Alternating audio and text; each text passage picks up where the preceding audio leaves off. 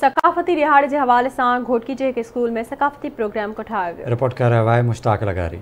आवाज़ television network पारां इल्म पिरायो सिंध सवारियो जे सिरे हेठ आदरपुर वेझो सैफल पब्लिक हायर सेकेंडरी स्कूल में सकाफती दिहाड़े के हवाले से एक रंगारंग सकाफती तकरीब मुनकिद कई वई, जंहिं सिंध एजुकेशन फाउंडेशन घोटकी के हेड Farhan Ansari, सैफल public higher secondary school के डायरेक्टर अयाज महर, तालीमी माहिर अब्दुल हकीम महर, उस्ताद अजीजुल्लाह मिरानी, उस्ताद मुमताज मंगी, उस्ताद ज़ोएब अली शाह, बुढ़ल फकीर मंगरियो, नंगर फकीर मंगरियो समेत उस्तादन शागिर्दन ऐं शागिर्दन वडे अंग में शिरकत कई। तकरीब में स्कूल के शागिर्दन ऐं शागिर्दन पारां मुख्तलिफ टेबलों पेश किया विया, जॾहिं त क़ौमी गीतन ते ॿारनि पारां झुमरियूं हणी खुशी जो इज़हार कयो वियो।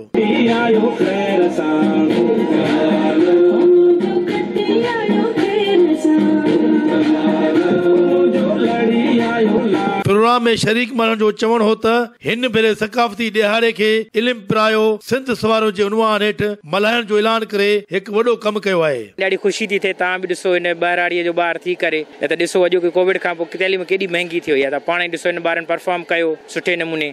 बस अहिड़ी एक्टिविटियूं थियणु खपनि, सफ़ा ज़रूरी आहिनि। हिननि सां ॿारनि में मोटिवेशन ईंदी, ॿार में सेल्फ कॉन्फिडेंस वधंदो, ख़ासि करे नियाणियुनि लाइ त बिल्कुलु ज़रूरी आहे। इल्मु हिन वक़्त जी अहम ज़रूरत आहे ऐं उन बारे में जेकॾहिं हिन इशू के जेकॾहिं आवाज़ न्यूज़ खणे थी त इल्मु पिरायो सिंध सवारियो, त हीअ इन वक़्त जी ज़रूरत आहे।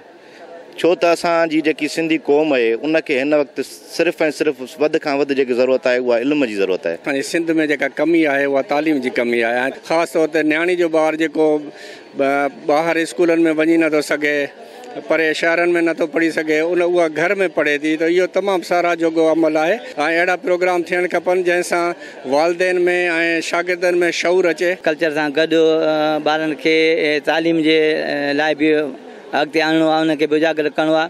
वालिदैन खे बि असां उनखे आवेदन ॾींदासीं, पंहिंजा ॿार पढ़ायो।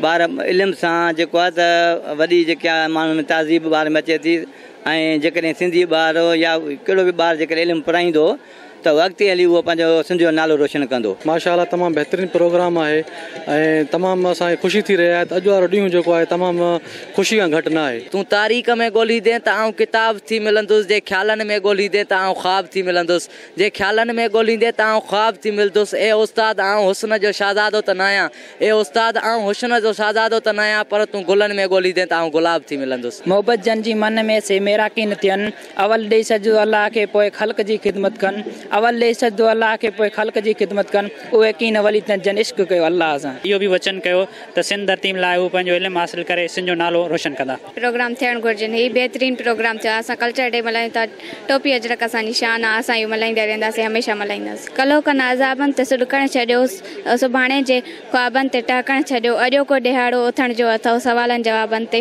उलझणु छॾियो।